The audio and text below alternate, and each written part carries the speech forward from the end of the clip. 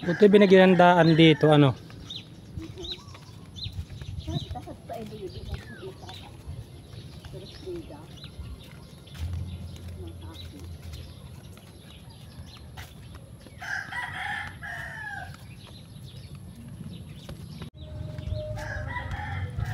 Ayan mga Pinoy, isang magandang umaga at isang mapagpalang araw sa ating lahat.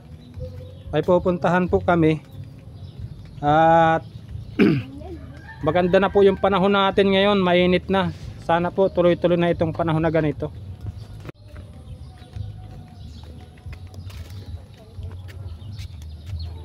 Kumpay.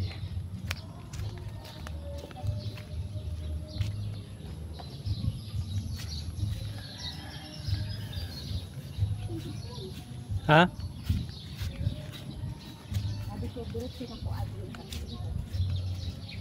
Doon po sa patuloy na sumusuporta at matangkilik sa channel ni Boy Pinoy, maraming salamat po.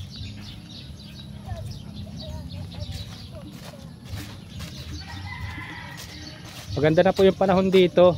Hindi ko po alam po magtutuloy-tuloy, pero sana tuloy-tuloy na. Uy.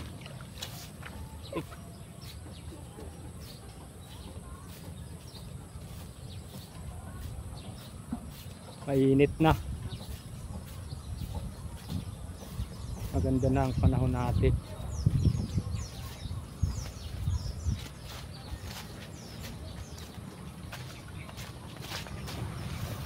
Ayan mga Pinoy, at nandito na po tayo sa gitna ng tubigan.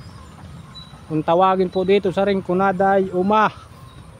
Ayan o, yung palay pong hindi na ani bago nung bagyo. Kaya ayan, nagsipagtumbahan na po sila.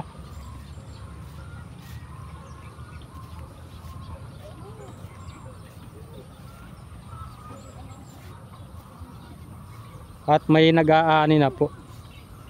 Ayun. Inaani na nila yung palay na natumba. Sala yata tandaan natin doon siguro, ano?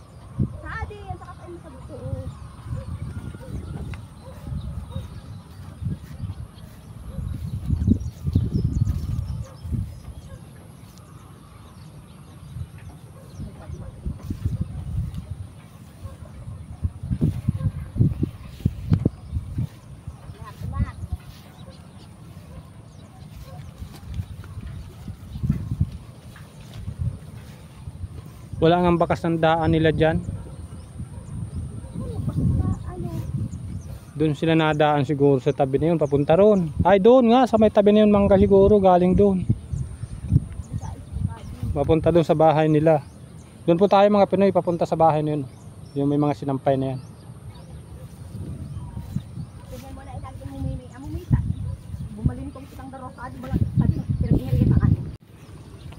Talon! Talon!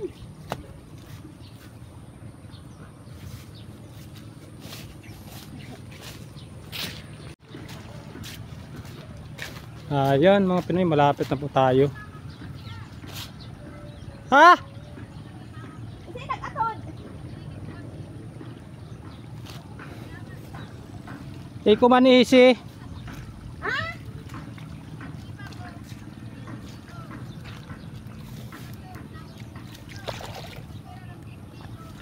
Isad to.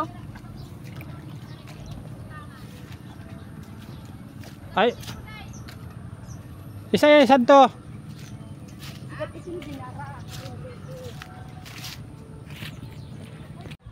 Daming ibon mga Pinoy. Kadapo sa wire.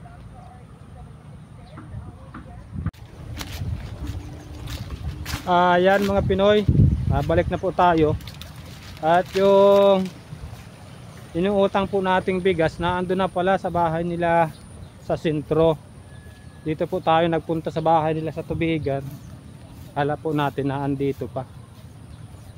Wala pa kaya tayong pambili, kaya mangutang po muna tayo ng bigas.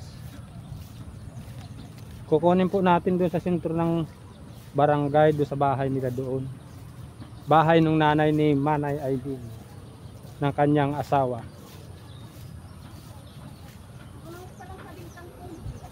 Ha?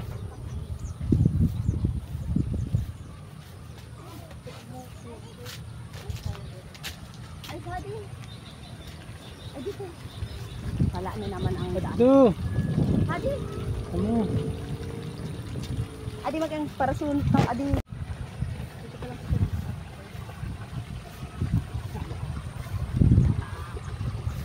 Ay, bro.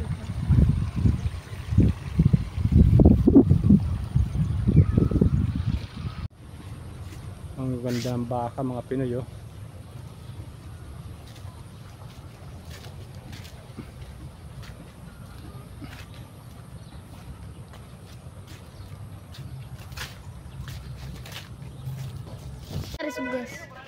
Ano loob?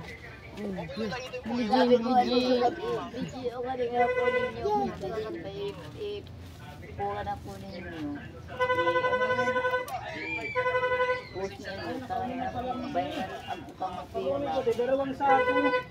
Daruwangan. Binubusan naman pala sa gitna. Amo tayo pinagpasan yan eh. Pinagpasan kaya mo yung taiyan o.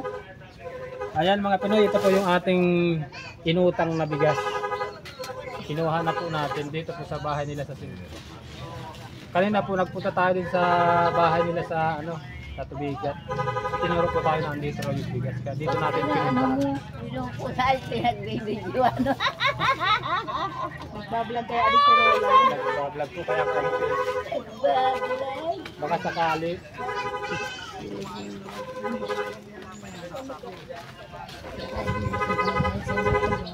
Ayan mga Pinoy, dito po natin isakay kay Buddy. Kasama po natin si Buddy at dito natin isasakay yung bigas.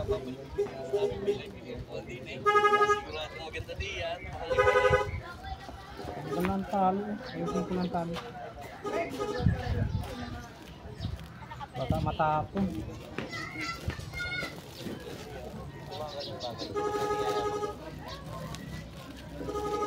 Inutang po natin ito, wala pa tayong trabaho.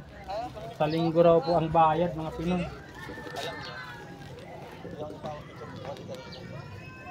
Dalawa sa katulad nyo. Hanggang order ninyo, boss. Alis nyo muna kumain o uminom na agad.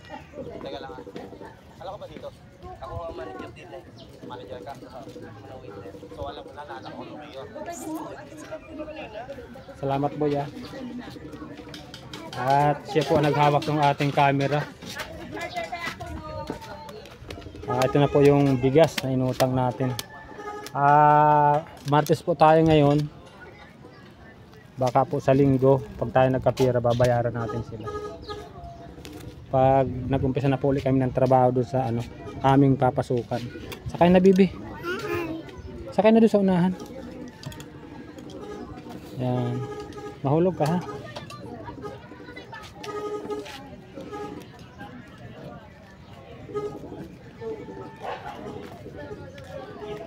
Mapunta na kami ante.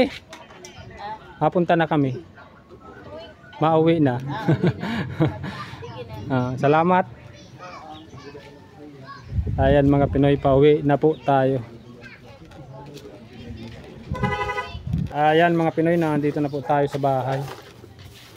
At yan po yung dala nating bigas na inutang natin. Susunod din mo ako ang abot sa loob.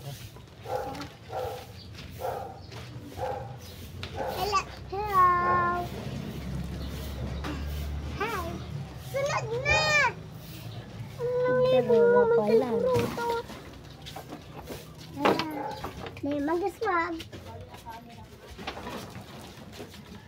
Balik. Sabi mo na lang kita ng kita. Oh, sunod na. Sabi na sa. Kung na ito ang game. Ano? Pindutin ko na.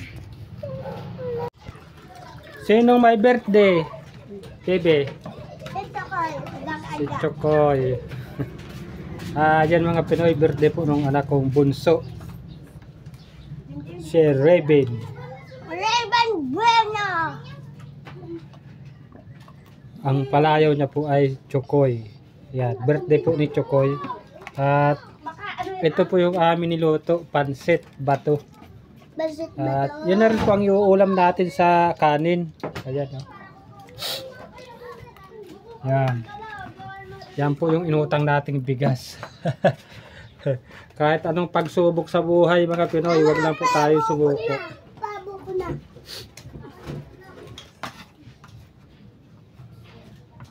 Happy birthday Lo, ilang taon ka na? 8. Mima? 5. 5, very good. 5 taon. Gusto mo pa? Gusto mo pa pansit?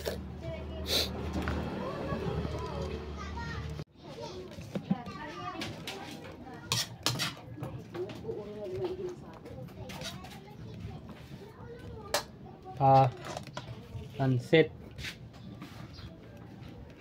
Ayan mga Pinoy, birthday po nung anak kong bunso, si Chokoy. Wala pong handa. Yung ulam na yung pansit, yun ang handa niya. At siyempre mga Pinoy, hindi po tayo kailangan sumuko at hindi tayo kailangan panghinaan ng loob. So ilang po ang laban natin hanggat sa makamit natin yung ating pangarap na may ahon natin yung ating mga pamilya sa kahirapan. Tuloy-tuloy lang po tayo.